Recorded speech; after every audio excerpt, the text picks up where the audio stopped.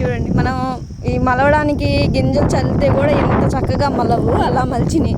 ఇవన్నీ మిషన్తో వేయించడం వల్ల ఈ చేనే కాదు మొత్తం ఇక్కడ పెసర్లు మినువులేసిన చేలన్నీ కూడా అలానే మలిచినాయి అనమాట. మిషన్తో వేపిస్తే ఇదే ప్రాబ్లం, గింజలు నేలలో ఉన్న ఏరుకోలేరు. చూడండి,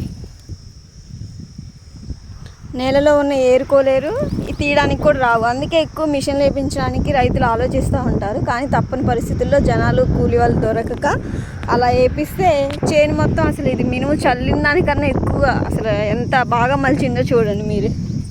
ఇలా ఉంటే మిషన్లతో వేపిస్తే సగం ఇక్కడే పోయినాయి, ఇంక రైతుకి ఏం మిగులుతుంది? అసలు చేను మొత్తం ఇదేంటి చల్లిందా ఇప్పుడు గడ్డి మలిచిందా అనేలాగా మొత్తం ఈ దారులుగా కనిపిస్తున్నాయి కదా, అవన్నీ మిషన్లు నడిచిన దారులాగా చూడండి ఎన్ని పోయినాయో.